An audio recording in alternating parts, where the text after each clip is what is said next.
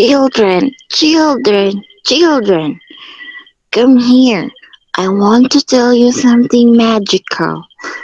A magical story came from Indonesia. Do you want to hear it? Oh, yes, Grandma. We love to hear stories. Yes, Grandma, yes. I'm willing to listen. What is it? It is the goddess of rice, a tale from Indonesia. A long, long time ago, on the island of Java, there was no rice plants. The people of the earth had only grown cassava for their daily food. Rice was only permitted to be grown in heaven. At the same time, rice was the food of the gods. At that time, man was permitted to visit heaven by walking on the clouds. The gods and the goddess often came down to earth to chat with the man. One day, a youth went to heaven. He happened to see the gods dining on food that he did not see in the earth. The youth did not know that the food he was the rice. The fragrant smell of the rice made the youth's mouth watering. He was wished to taste the delicious rice. He sought a way to get his wish. He went to see Siri, the goddess of rice. He found the courage to beg Siri to be permitted to stay in heaven and to learn to grow rice. He said, Dewi Sri, Goddess of Rice, I beg to permitted to stay for a while in heaven. Please allow me to help plant, harvest, and pound your rice. Even if I get only a handful of rice, I want to help. I want to taste this rice even if only a little. Did you know that rice comes from this plant? You may work here and learn to be a farmer and cultivate the rice. how joyful was the youth to get permission to stay in heaven. Siri taught the youth how to plant rice. First, she taught him how to plug the rice field with the kind of tool to turn over the soil. It was called a waluku. Then she taught him how to soften the soil with a harrow called a garu. After the soil was softened, the youth learned how to irrigate rice seedlings, plant, and harvest.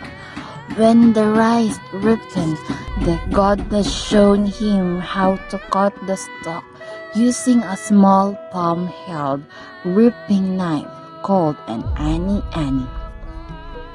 Dewi Siri also taught the youth how to pound the rice with the rice mortar called the lisum. When all of this work was done, the youth was the last allowed to taste the small handful of the rice. It was delicious, just as he had imagined it would be. The youth stayed on in heaven and learned rice farming well. He also enjoyed delicious rice many times, but after years of hard working as a farmer in heaven, the youth decided to go back to earth. He longed for his family, relatives, and neighbors. How happy they would be if the people on Java Island could enjoy this delicious rice. By eating rice, the people could become as healthy and strong as the gods. Youth approached Siri and asked permission to go down to earth to visit his family and friends, whom he not seen in such long time. Siri agreed, but very early in the morning, without the god's knowledge, the youth took several ripe rice stalks. He carried them with him to earth. Arriving on Earth, the youth plant the rice grains just the way he had learned in heaven. The rice grew rapidly. He worked hard and his plants developed well. As soon as he had harvest, he gave rice seeds to all of his neighbors and showed them how to plant and care for the rice. Eventually, all places on Java Island were covered with the rice plants. When the rice was ripening for harvest, the golden yellow color covered the entire land of the Java Island. One day, the god came to visit the earth. How shocked they were to see the golden rice plants stretching all directions. They hurried back then to heaven and responded to Dewi. The gods were furious. Rice will permit only in heaven. Dewi descended to earth. She knew this must be because of the youth who had helped grow rice in heaven. He must have stolen the rice seeds when he left heaven. She soon met that youth. At first, Dewi was angry. Young man, why did you betray my trust? You should not have stolen the rice. This is the food of the gods. Forgive me. I did take rice seeds back from heaven without asking permission first. I did not do this for my own interest, Dewisri. I brought this rice back for the benefits of all the people on Java Island. These people had only cassavas to eat. I would took pity on my fellow men and shared with them the rice seeds so that they also could taste delicious rice. I know I have angered you.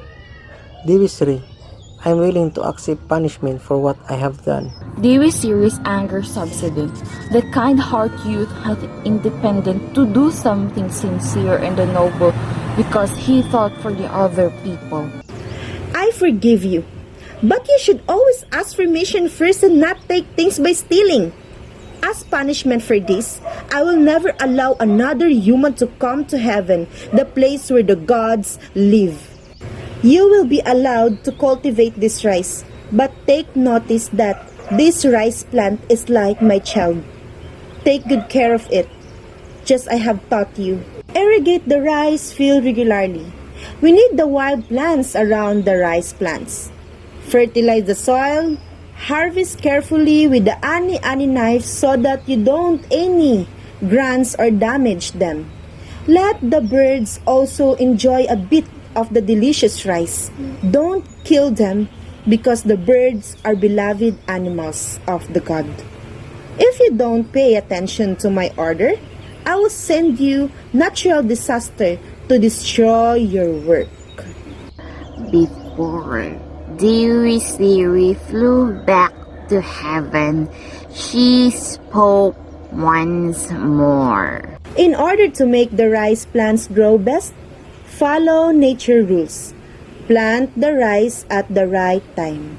I will give you a sign from heaven by dropping jasmine flower from my hairband. This flower will become Waluku stars. This is the sign that the season for the planting has come. And that was the story all about. Thank you for listening, children.